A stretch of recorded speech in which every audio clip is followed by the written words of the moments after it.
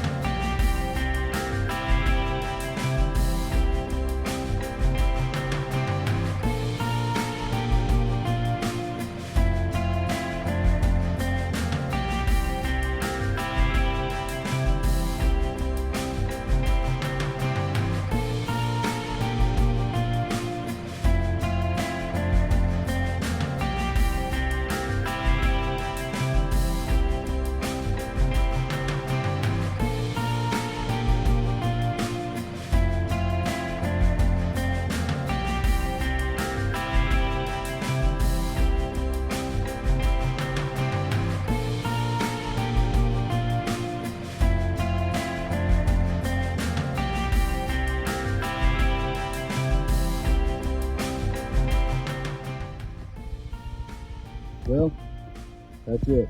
It's over. Not because I dug everything, because nature has its way of taking things over. So, place goes back pre-revolution. It was owned by some of my family, Colonel Joseph Glover. Colonel Glover's son, Joseph Edward Glover, MD of Charleston, a famous doctor, and also my great-great-grandfather. John Glover towards the end of the 1830s. On through about 1880, family still owned it through about 1920. They lost it to taxes, picked up by other paper companies and veneer companies and phosphate companies, and then rebought by the family. Pre-rev, there was an old mill here. It was a rice mill because everything in these areas, well, they were farmed with rice. They were farmed for rice.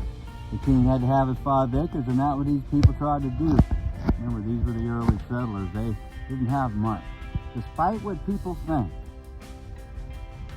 about colonial period, when you're a dig man, you find the truth and you find what was going on, and these people had to work together to make anything. It was rough. Lots of Indian trade, but lots of learning. Pretty wild. Ceased to stop about the revolution except for a few places. This place right here was the site of a little camp. I could see why, because of the roads and the structure in the area. They cut it, I looked again, and found more Rev War stuff from USA's and that much. Obviously they camped out for a few days. Perfect place. Perfect place. This old rice mill was probably at the beginning. Men were working, trying to figure out how were they going to do this. They'd established something, and now it's time to fight for it. As time went on, that rice turned to other products. People tried to survive, tried to keep going. And in the end, in the middle of nowhere, South Carolina low country, didn't work out. And they moved on. The last people to occupy this area was about 1900. They were logging camps. They were cutting all the veneer. That's all that was left. Everything had been used and overused. But what remains in the ground, so interesting. So many things and stories we'll never know.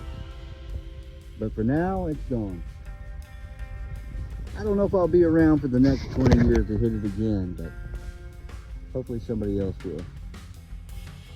You know, history is a deep thing. It can be bittersweet, can also be exciting, and it can open your eyes to many things. We need to learn by history. We don't save it, we dig it to learn what goes on with it and how we can be, well, better for the future.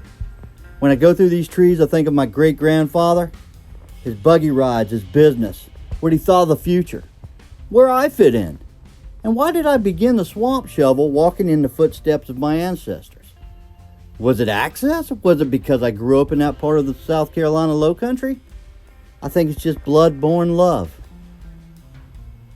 I want to thank the Lord above for giving me this opportunity to show you guys to learn how to take care of things in our past and learn by it.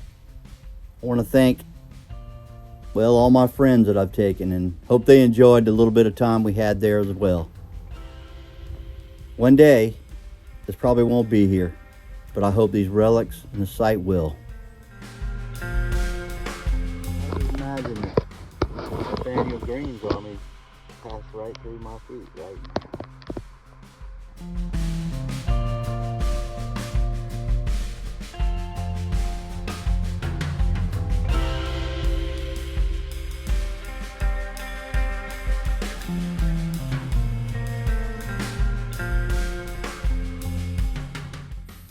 In the 1800s, this was the Swallowtail's line of flight. I bet there were thousands.